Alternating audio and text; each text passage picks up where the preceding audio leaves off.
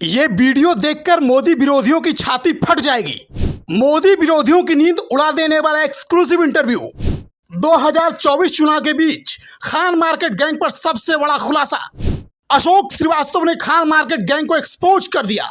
Modi versus Khan market gang, ये क्या है कहानी? खबरों के पीछे भी खबर होती हैं और खबरें कैसे मैनेज करी जाती है, सब चीज़ें इतने साल मीडिया में रह के समझी। लोकतंत्र खतरे में है, संविधान खतरे में है। 2019 में भी इन्होंने यही कहा था कि अगर मोदी शाह आ गए तो देश में चुनाव नहीं होगा, संविधान बदल जाएगा। तो 2019 के जो झूठ थे वो 2024 में भी आप झूठ बोल रहे हो। खान मार्केट सिर्फ दिल्ली का ही खान मार्केट नहीं है, इसके तार वाशिंगटन से लेके पश्चिमी देशों तक भी जुड़े हुए हैं। और अगर भारत में सेना पे हमला करना है तो पाकिस्तान से कोई लोग आ जाते हैं। तो इस तरह की तमाम चीज़ें हैं जो ये सब नैरेटिव करते हैं। तो एक कलेक्टिव एफर्ट है, मुझे लगता है बॉस एक नहीं है, कई सारे बॉस हैं। नमस्कार, मैं हूं नरेश वत्स। ब्रॉडकास्ट मंत्रा में आपका स्वागत है। आज मैं आपकी मुलाकात एक ऐसी शख्स से करा रहा हूं। जब मैंने पत्रकारिता शुरू की थी तो उनसे पत्रकारिता में स्क्रिप्ट कैसे लिखते हैं ये सीखा था, और मेरी खबर को, मेरे बॉस थे, मेरी खबर को वो लिखते थे। और आज जो उन्होंने किताब लिखी है Modi versus Khan market gang, वो एकदम चर्चा में आ गई है, क्योंकि जो मुद्दा उन्होंने उठाया है उसके इर्द गिर्द ही देश की राजनीति घूम रही है। मैं सबसे पहले तो आपको बधाई देना चाहूँगा। मैं देखता था कि इतने सालों में आप खबरों को कैसे तराशते हैं, ये हुनर तो देखा था, लेकिन ये हुनर के जो नैरेटिव चल रहा है उस पर भी आपने जनता के सामने ला दिया है। Modi versus Khan market gang, ये क्या है कहानी? देखिए, जैसे आपने कहा ना, खबरें तो हम लिखते थे, लेकिन खबरों के पीछे भी खबर होती हैं और खबरें कैसे मैनेज करी जाती है, सब चीज़ें इतने साल मीडिया में रह के समझी।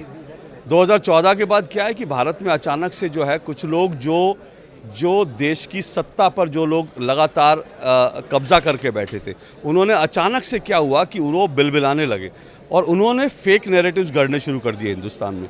तो मुझे लगा कि इनको एक्सपोज करना ज़रूरी है। अब हर कदम पर आप फेक नैरेटिव करते हो, हर कदम पर आप फेक नैरेटिव करते हो, तो इसलिए 2014 के बाद मैंने सोचा इस फेक नैरेटिव को ध्वस्त करने के लिए करना चाहिए। तो मुझे लगा कि, हालांकि ये भी बताऊं, इंटरेस्टिंग बात यह है कि इस शब्द का इस्तेमाल जो है खान मार्केट गैंग, ये प्रधानमंत्री नरेंद्र मोदी ने 2019 के चुनाव में एक इंटरव्यू के दौरान किया। तो दरअसल उनका मतलब था खान मार्केट गैंग यानी वो एलीट वर्ग जो खान मार्केट में बैठता है और कहानियाँ गढ़ता है, किस्से बनाता है, जो सोचता है कैसे किस खबर को खेलना है, वो सारे लोग थे। तो वो सब लोग इस तरह से करते थे। लेकिन मुझे लगा कि 2019 के बाद भी लगातार इस देश में फेक नैरेटिव फैलाए जा रहे हैं। मुझे ख़राब लगता था जब कहा जाता था कि भारत में मीडिया स्वतंत्र नहीं है। मुझे ख़राब लगता था जब कहा जाता था भारत में डेमोक्रेसी नहीं है, भारत की ईवीएम ख़राब है, भारत में जो राम मंदिर बन रहा है वो नहीं बनना चाहिए, भारत में मुसलमान असुरक्षित हैं, भारत की वैक्सीन ख़राब है। ये तमाम जो फेक नैरेटिव्स है, मुझे लगा इनको ध्वस्त करने की ज़रूरत है। और ख़ास करके जो यंग मीडिया में आते हैं, जो स्टूडेंट्स जो आते हैं, उनके लिहाज से मुझे लगा कि कुछ इतिहास में आना चाहिए। तो इसलिए मैंने तय किया और इसलिए मैंने किताब लिखने की तय किया कि ये खान मार्केट गैंग को एक्सपोज किया जाए। इसमें मैंने नरेश वही जो खान मार्केट गैंग के जो तमाम नैरेटिव्स हैं उनको सबूतों के साथ ध्वस्त किया, ये मेरा मकसद है। एक सवाल आपने सही सवाल उठाया है। हर भाषण में, हर टीवी डिबेट में एक जुमला बन गया, लोकतंत्र खतरे में है, संविधान खतरे में है। ये क्या नैरेटिव है? ये कैसे हर बात में, क्या वाकई संविधान खतरे में है या आरक्षण का खतरा हो जाएगा मोदी राज में? देखिए, इस देश में जो है ना, लोकतंत्र हर दिन, एक दिन में लोकतंत्र की 5 बार हत्या होती है। अगर किसी ने कुछ बोल दिया तो लोकतंत्र की हत्या हो जाती है, पुलिस ने कोई कार्रवाई कर दी तो लोकतंत्र की हत्या हो जाती है। तो इस देश में हर किसी चीज़ में लोकतंत्र की हत्या हो जाती है। तो मुझे लगता है कि ये जो नैरेटिव है ये बड़ा फेक नैरेटिव है कि आप जब चाहो मर्जी लोकतंत्र को मार दो। अरे भाई, ये तो जुमला है। बेसिकली लोकतंत्र की हत्या हिंदुस्तान में 1975 में हुई थी, जब हमने देखा था कि आपातकाल हो रहा। और इसमें होता है, डेमोक्रेसी में होता है कि आप हमेशा नहीं चाहोगे, जो चाहोगे वो हो जाएगा।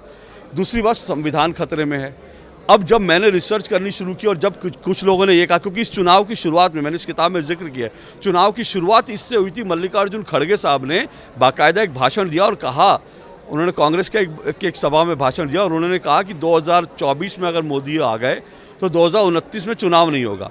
और उन्होंने कहा कि फिर संविधान खत्म हो जाएगा और जिस तरह से चीन में और रूस में है वैसी भारत हो जाएगा। अब जब मैंने देखा, रिसर्च किया, तो देखा मैंने 2019 में भी यही हुआ था। 2019 में भी इन्होंने यही कहा था कि अगर मोदी शाह आ गए तो देश में चुनाव नहीं होगा, संविधान बदल जाएगा। तो 2019 के जो झूठ थे वो 2024 में भी आप झूठ बोल रहे हो। तो इसलिए तमाम जुमले हैं, तो मुझे लगता है कि इनको एक्सपोज करने की ज़रूरत है। हिंदुस्तान के लोगों की मेमोरी बहुत शॉर्ट होती है, लोग भूल जाते हैं कि इन्होंने 2019 में भी यही मुद्दे उठाए थे। तो इसलिए मुझे लगा ये सब संविधान खतरे में है, सब कुछ नहीं। जिन लोगों का अस्तित्व खतरे में है झूठ बोलने के कारण, इस देश में जिनकी लोकप्रियता खत्म हो रही है, उनको लगता है कि वो खतरे में है, इसलिए लगता है कि संविधान खतरे में। तो ये सारे जो नैरेटिव है उनको एक्सपोज किया। एक बात तो किताब से साफ हो गई है कि खान मार्केट सिर्फ दिल्ली का ही खान मार्केट नहीं है, इसके तार वाशिंगटन से लेके पश्चिमी देशों तक भी जुड़े हुए हैं। लेकिन मैं समझना चाहता हूँ इसका बॉस कौन है, जो प्रमोद कृष्णन ने भी कहा है बॉस कहीं अंतर्राष्ट्रीय स्तर पे हो रहा है, उस नेटवर्क का भी कुछ आपको पता लगा है? देखिए, इसका एक बॉस तो नहीं है, इसके बॉस तो कई सारे हैं। जैसे एक बॉस तो इनका है, जॉर्ज सोरोस है। इसके अलावा एक ही नहीं, कई सारे बॉस हैं। वो अलग अलग जगह बैठे हैं, अलग अलग जगह बैठ के अपने अपने नैरेटिव करते हैं। तो इसका एक बॉस है ये मैं नहीं कहूँगा, ये पूरा एक कलेक्टिव एफर्ट है। तो वो कलेक्टिव एफर्ट में जिसकी जहाँ होती है, चाहे वो पत्रकार है, बुद्धिजीवी है, नेता है, जॉर्ज सोरोस जैसा उद्योगपति है, पूंजीपति है, भारत विरोधी ताकतें हैं, पाकिस्तान में बैठी हैं, चीन में बैठी हैं, तो वो तमाम जो ताकतें हैं वो सब मिलके जो काम करती हैं। इनमें बॉस कोई नहीं है, लेकिन इनमें कोऑर्डिनेशन बड़ा अच्छा है। पैसे की ज़रूरत होती है, जॉर्ज सोरोस आ जाता है। बौद्धिक अगर कुछ वो देनी है तो भारत के कुछ पत्रकार खड़े हो जाते हैं, और अगर भारत में सेना पे हमला करना है तो पाकिस्तान से कोई लोग आ जाते हैं। तो इस तरह की तमाम चीज़ें हैं जो ये सब नैरेटिव करते हैं। तो एक कलेक्टिव एफर्ट है, मुझे लगता है बॉस एक नहीं है, कई सारे बॉस हैं। एक आपके बारे में भी नैरेटिव घड़ा हुआ है कि आप बड़े मोदी जी के बड़े प्रिय हैं, और आपको तो हालांकि विपक्ष ने भी आपका बहिष्कार कर दिया।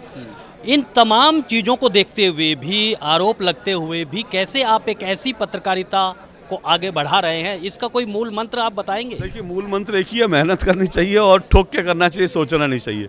जिस दिन मेरा बहिष्कार हुआ उस दिन मुझे थोड़ा ख़राब लगा था, लेकिन उनके बहिष्कार के कारण मुझे अपने चैनल में कई सारे कार्यक्रम छोड़ने पड़े, क्योंकि उन्होंने कहा हम नहीं आएंगे, तो मेरा वो कार्यक्रम मुझे छोड़ना पड़ा। लेकिन मुझे लगा कि मैं खाली क्यों बैठूं, तो मैंने कहा कि चलिए इन्हीं को एक्सपोज करते हैं, तो इसलिए मैंने किताब लिख डाली। तो आप रोकने की कोशिश करोगे तो पानी की धारा होती है, अगर आप एक जगह रोकोगे तो दूसरी जगह से निकल जाएगी। तो मुझे लगता है एक बौद्धिक व्यक्ति को, एक पत्रकार को पानी की धारा की तरह होनी चाहिए, एक जगह से रुके तो दूसरी जगह से बहाव निकल जाता है। तो मैंने भी वही किया। मैंने एक आखिरी सवाल है, वो आपकी पत्रकारिता के अनुभव से चलता है कि सहानुभूति एक बड़ा मुद्दा होता है, जो बेचारा बनता है वो जीत जाता है। और केजरीवाल साहब को तो आपने देखा, एक सवाल उठता है कि उनको ईडी ने समन दिया, वो नहीं गए, जेल से ही सरकार चलाएंगे। उन्होंने तो यहाँ तक कह दिया है कि जेल से ही जनतंत्र चलेगा। ये नैरेटिव कैसे घड़ा जा रहा है और इसका कितना नुकसान लोकतंत्र पर होगा, एक पत्रकार की नज़र से? मैं पत्रकार की नज़र से तो ये कहूँगा कि अगर आपने कुछ गड़बड़ की है इस देश में, मैं फिर कह रहा हूँ ना, ऐसा तो नहीं कि सब कुछ बिका हुआ है, सुप्रीम कोर्ट बिकी हुई है, सारी एजेंसी बिकी हुई हैं।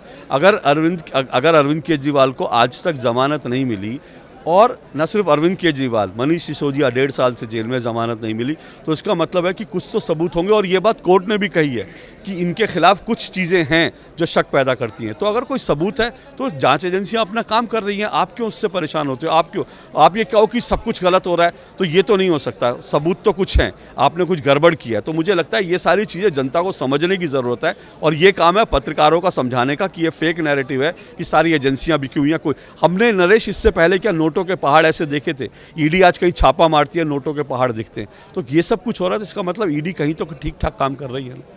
तो बहुत बहुत शुक्रिया। और सही एक सवाल जो है वो अशोक जी ने उठाया है, मोदी वर्सेस जो खान मार्केट गैंग है, वो यही बताने का है कि आपको सही और गलत सूचनाओं का जो है वो देखना होगा कि सही क्या है, गलत क्या है, तभी आप इस नैरेटिव से बच सकते हैं। और ख़ासकर ये जिम्मेदारी पत्रकारिता पर आ गई है, पत्रकारों पर आ गई है, क्योंकि वो दिन रात गोदी मीडिया, बिकाऊ मीडिया, तमाम जैसे जो है वो सब सुनते हैं। और ऐसे में अशोक श्रीवास्तव ने एक नई नज़ीर पैदा की है कि वो तमाम विरोधों के, आलोचनाओं के बाद भी एक ऐसी किताब लेकर आए हैं जो आपको सच से रूबरू कराएंगे। तो आज के लिए बस इतना ही। आप बने रहें ब्रॉडकास्ट मंत्रा के साथ।